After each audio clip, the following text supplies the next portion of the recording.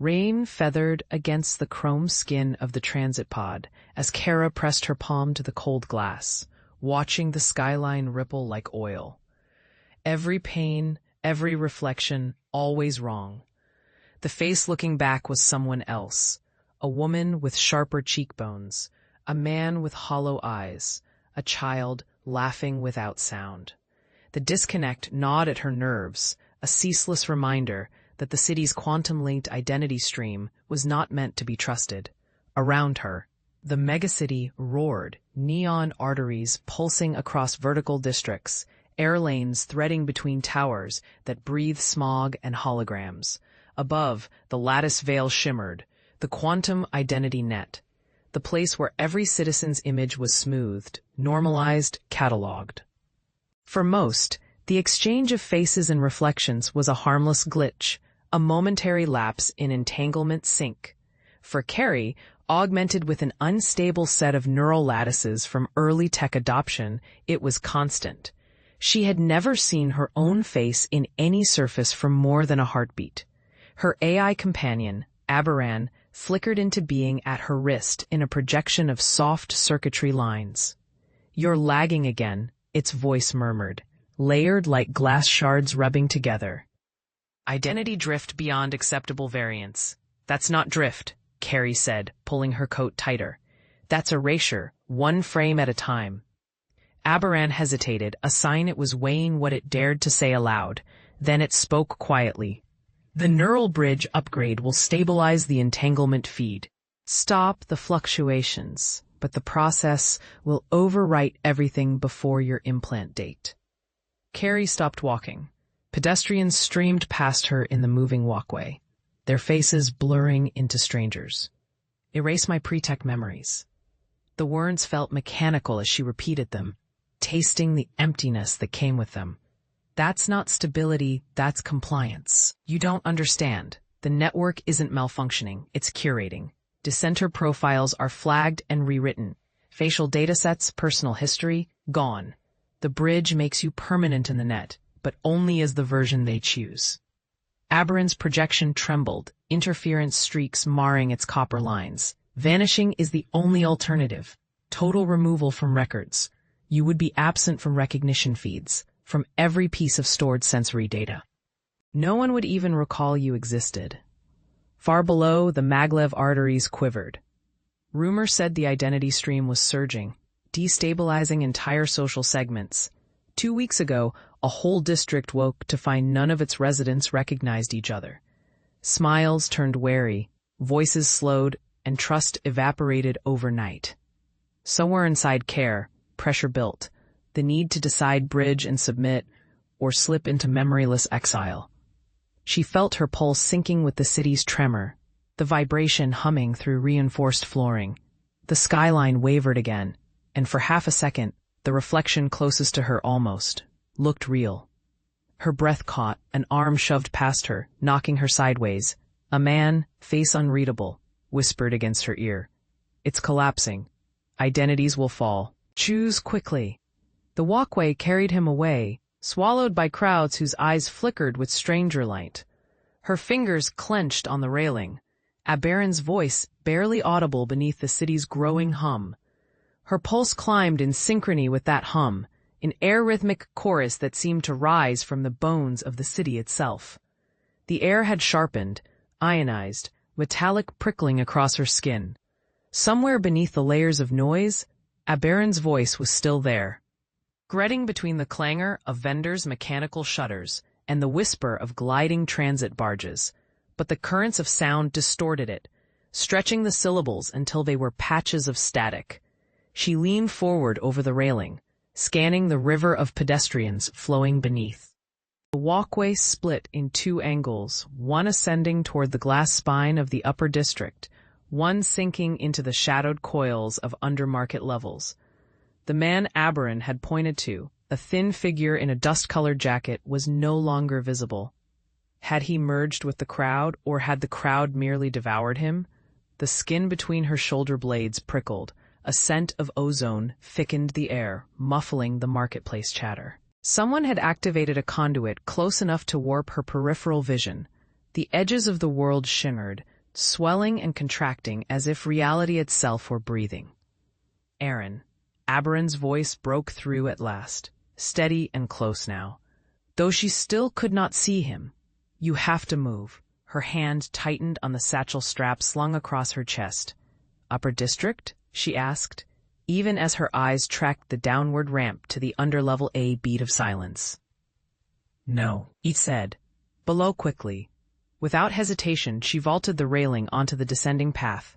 Her boots struck the metal slats, sending hollow notes echoing down. Voices here were different, muted and close, as if the atmosphere itself didn't have room for excess noise. The deeper she went, the narrower the walkway pressing between glasswork stalls. The faces shifted, eyes glinting under hat brims, expressions guarded. Here, the stranger light took on a different hueless gleaming, more submerged, hinting at unseen depths. Aberon met her halfway down a bend in the path, his coat an uneven patchwork of matte armor plates and faded fabric.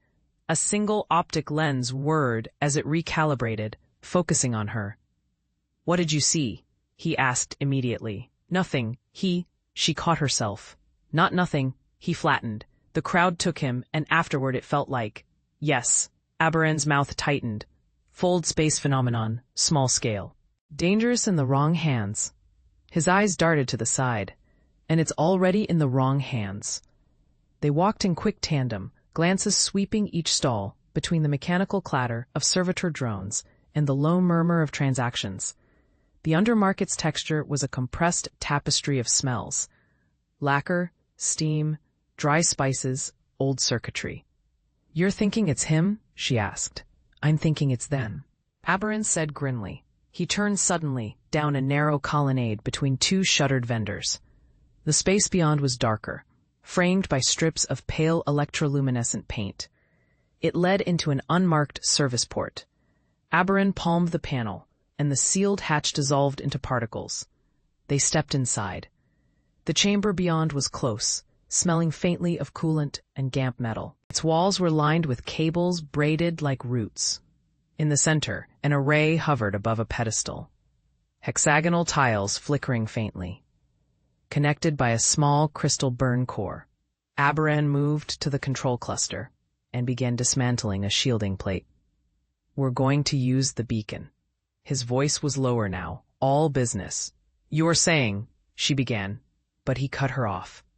"Yes, the beacon triangulates fold resonance. We track the ripple patterns back to their source. And then we see if whoever's using it is working with the laminar syndicates, or worse." As Aberon adjusted the core alignment, the ambient hum intensified, rippling into Aaron's bones. The beacon's tiles flared and settled into a mapping template. Rivers of light gathered in airy holograph above the pedestal, a translucent spiderweb that shifted in real time, threads thickening and thinning. At one particular node, energy bulged, lashing erratically as though it could barely be contained. "That's where your stranger light originates," Aberon murmured. "No coincidence." Aaron stepped closer. "Coordinates?" He rattled them off, his voice flat.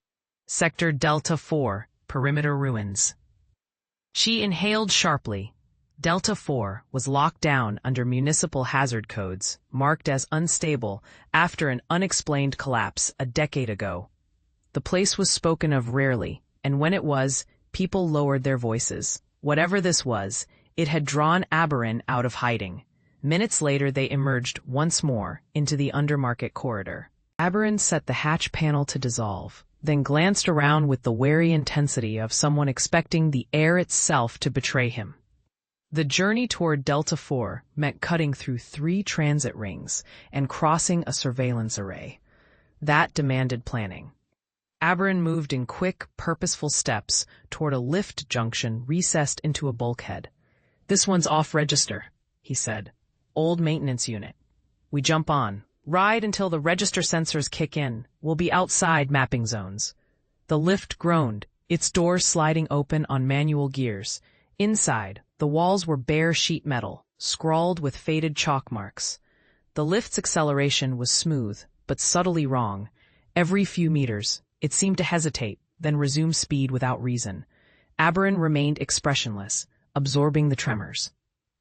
As the floors ticked past in rolling flickers, Aaron felt the pressure shift. Somewhere high above, the city opened into corridors of light, but here the glow was an intermittent trick. At the outer ring, Aberon stepped off without pause, his coat's edges brushing against drilling dust that hung in the air. Delta 4 lay beyond a low barricade of composite mesh wrapped around metal stakes. Beyond it, the landscape was nothing like the thriving, tangled architecture they'd left. It was skeletal, contorted, a frozen wave mid-collapse. They crossed without comment. The street here tilted at jagged angles, molten stone hardened into surreal ripples. Above, fractured towers leaned toward each other like weary sentinels. The silence was not absence, it was compression, like the air itself had been drawn tight. Aberon's lens flicked back and forth, the signal stronger already. Aaron slowed, seeing faint motes hovering at knee-height. They brightened as she passed. Dust? Not dust. Remnant particles from a failed stabilizer. Don't disturb them. She stepped lightly, but the motes responded anyway, drifting together into a loose spiral that followed their path. The beacon effect, it was here. Embedded in the rubble, at the center of Delta 4 was an open plaza where the ground had caved into a shallow basin. The walls of nearby structures bore scorch patterns, not from fire, but from intense, selective erosion. On the basin's far side, a figure stood with one shoulder toward them. Dust-colored coat, same outline as before. Aaron's lungs constricted. He didn't vanish. No, Aberon said. We walked into his ground. The man turned. His face was marked with shifting planes of light, and for a heartbeat, it wasn't a face at all. More an impression, a suggestion of human shape that the eye tried and failed to fix. You shouldn't be here, he said. The voice was layered, one tone in the air, another submerged like an echo underwater. Aberon took a step forward. You're folding without clearance. That's breach on 3 council codes. The figure regarded him with a slow tilt of the head. Codes are exactly the lattice the syndicates use to bind resonance. I cut the lattice. Then you open bleed fields, Aberon replied, and risk pulling the city inside out. The man's mouth, that mouth of fluctuating light, sloped upward slightly. Sometimes inside out is the only right way around. Aaron's eyes locked on the orbits of particle drift forming at the man's feet. They pulsed in synchronization with the plaza's hum. She realized they weren't random. They were gateway points. You triggered a pattern here, she said sharply. Aberon glanced back at her, then at the man. His hand was already dipping toward his coat, likely for the calibrator. We shut this down. The man didn't move away. He flicked a wrist, and the space between them twisted. The air bent, refracting the plaza around it like molten glass. Within the distortion, Aaron caught glimpses of elsewhere. A corridor lined with seed vault doors, a sky the color of chemical ash, a forest lit from roots to canopy, as if the ground itself was luminous. Aberon shouted something. Her ears caught only fragments. The distortion was widening.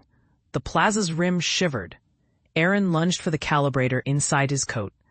But the instant her fingers touched it, the basin threshold shattered in a dull flash. And gravity tilted like a sliding floor. Aaron's boots skidded across the basal tiles as the plaza warped into a funnel. Each segment of stone, groaning with a pitch that was more felt through bone than heard. The air tasted metallic, sharp as static under the tongue. The calibrator slipped in her grip, tumbling once before she clamped it against her palm. Knees bending to absorb the relentless shift. Figures around her, citizens, travelers, the edges of an assembled crowd, were sliding along the tilted reality toward the center of the basin, where the distortion bloomed like a wet ink spill in water. Shapes emerged in the black-yellow shimmer, angular silhouettes, flickering between dimensions, doubling and tripling every second. Some moved with stiff insect-like precision. Others rippled like fluid caught in a mirrored vortex. She caught sight of Kale across the leaning plaza, his red lacquered weapon harness uncoiling as he fought to keep stable footing, his eyes locked to hers. No words exchanged, but the message between them was instant. It has happened. Aaron punched the side of the calibrator. It barked out a line of emerald light, scanning the distortion, translating structural data into bone-thin holoprints across her retinal implant. The reading stabbed her brain with impossible numbers. The basin threshold hadn't just ruptured. It was rewriting the plaza's coordinate system, melting floors into orbital curvature. An upper balcony collapsed into the distortion, yet did not plunge. Instead, the beams stretched impossibly, lengths altering, fragmenting into repeating fractals that circled and rejoined, as if physics were trying to remember itself. Something vast slipped through, not merely through space, through state. She could tell from the temperature drop alone, the way breath crystallized in the air, that the plaza was no longer entirely aligned with normal time. The distortion yawned wider, holding within its punch-hole core a landscape that was utterly foreign. Glass ridges under twin suns, forests of violet coral, and in the distance, structures like spines driven up from the world's crust. Cale shouted over the collapse. Containment or breach? Aaron checked the calibrator's cascading readouts. The blink sequence around the distortion had hit an uncontainable arc. Neither, she yelled. Transition! That word shook him almost as much as the plaza's shift in gravity. She fed every surge the calibrator had left into the distortion's rim, amplifying the metallic ring until it was screaming inside her skull. The plaza tile beneath her knees shattered, yet she held the calibrator steady in the widening tremor, pushing modulation patterns through raw feed. For a mode change to stick, she needed the distortion's frequency to lock with the plaza's anchor grid, but the anchor grid was shot. Its feed lines sprang light into the air like hissed cables. Each second was worth an hour here. A figure broke loose from the distortion, human in proportion, draped in fiber strands that shimmered with embedded logic lines. They staggered, yet their eyes were clear, black as an eclipse. The plaza crowd froze, as if every person collectively recognized the presence of something from before memory's roots. Aaron felt it too, the recognition. Cale, she whispered. From the way his knuckles whitened, he recognized it as well. The newcomer's voice did not speak, at least not through air. The vibration arrived directly in Aaron's core. The breach was not ours. She knew language drift could kill you if you trusted its first translation, but there was no nuance here. It was direct. Before she could answer, the ground's tilt snapped further. Her hands lost the calibrator for half a second, and in that half second, she saw the distortion freeze, like a single frame stopped in a roaring film. Then the plaza was gone. Not dark, not light, not space exactly. Aaron was standing in an endless plane of subtle, glass-like texture, stretching in every direction, horizonless. Above, a slow river of luminous particulate rolled across the sky, shifting massive constellations in deliberate arcs. The stranger was beside her. Cale was 10 paces away, weapon raised in a useless arc. This isn't the plaza, Cale said. His voice had no echo in this place, just presence. No, the stranger agreed. You have entered the transit layer. Aaron glanced around. Nothing seemed solid except the glass plane beneath their boots. But her mind screamed there was math here, vast and ancient. She could feel strata of data buried below the translucent ground, far more than any storage field she had scanned before. You initiated the sequence your world cannot resolve, the stranger continued. Now you stand between anchors. Cale lowered his weapon. Between anchors to what? Two realities, the stranger said, simply, turning their gaze upward. And one of them is collapsing. Aaron's stomach nodded. The transit layer was not supposed to be accessible, not unless you'd been prepared with cycle-level training, whole teams, safety nets. And yet, here they were. Behind them, a ripple moved across the glass plane, not like water, but like pressure, through a sheet of molten crystal. The ripple formed a wall that ran infinitely to either side, slowly advancing toward them. The stranger began walking. Aaron ran to catch up. If the plaza's reality collapses, it will merge into the transitional current, the stranger said. If it merges, it will not resemble your world ever again, nor preserve those who lived in it. Kale swore softly. So this is containment. The stranger tilted their head toward him. Containment requires intent. This current cares nothing for your survival. The advancing wall picked up speed. Within its surface, Erin saw flashes. Her own corridors, the streets of her world, the mountains she had crossed, all flipping, rotating, cascading into altered geometries she could not name. She clutched the calibrator. Its tiny field kept shifting icon sets, flickering as if trying dozens of languages in seconds. The problem was simple: incomplete translation. What happens if that wall reaches us? She asked. You will unravel according to the logic of whichever transition thread has the highest local gain, the stranger replied. That mean death? Kale asked. The stranger didn't answer in words. They simply kept walking faster. Erin's breath shortened. She keyed her calibrator into field spike mode, bending an ankle in nearly a run across the glass plane. The wall thundered in silence toward them. Suddenly the stranger stopped. Here. They knelt, pressed one hand to the glass surface. Beneath, faint pale lines shimmered like a vast map, but when viewed directly, the lines shifted position. Erin realized it was a living coordinate grid, one that didn't keep still unless touched by a keyed biological frequency. Stand here, the stranger instructed. Kale stepped beside Erin. You're not coming? I can't cross anchor alignment without fracturing. The wall hit the map perimeter. Light roared in a soundless wave. Erin felt her stomach drop. She and Kale dropped with it, not physically but through state, falling diagonally into burning light. Everything became motion, everything became speed, and the sky tore open in threads of white fire. When the drop stopped, gravity returned, and she was gasping on her hands and knees, breathing in thick, humid air. They were standing on the ridge of a black stone plateau overlooking a city, or what had once been a city, that now resembled ruins littered in arches and broken towers, all glowing from beneath with veins of molten gold. Kale straightened.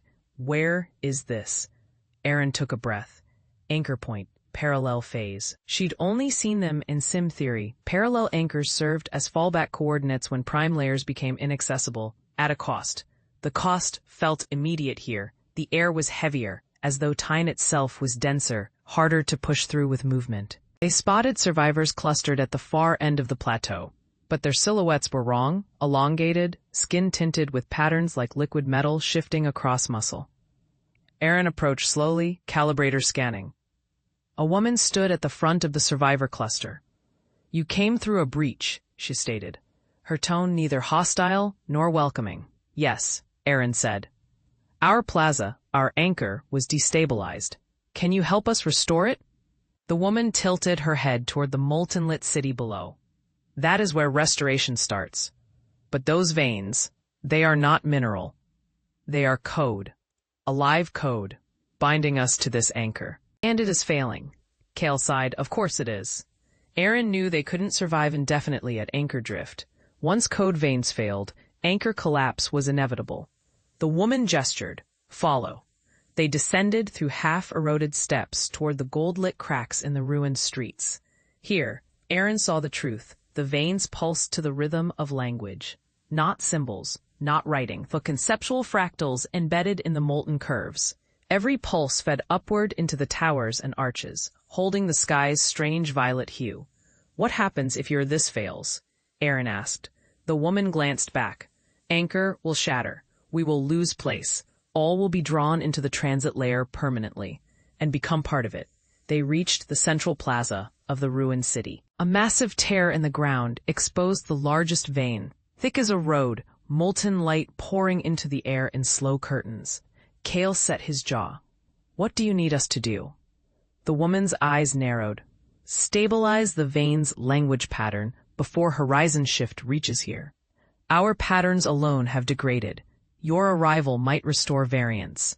Erin activated the calibrator. Feeding its scan into the vein, numbers surged. She saw the decay line, slow but unstoppable, canceling out root threads. To restore, they would have to inject a hybrid pattern, one the anchor code had never processed before but could harmonize with. "What's in the breach?" the woman asked abruptly. Aaron hesitated. Something older than memory. The woman's hand tightened on the staff she carried. "Then hurry."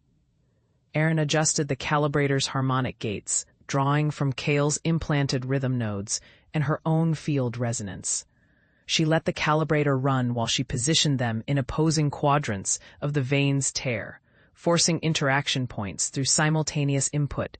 Heat scorched her skin from the molten curves. But she kept focus. The vein began to shift. Patterns folded, merged. The violet sky dimmed into deep blue.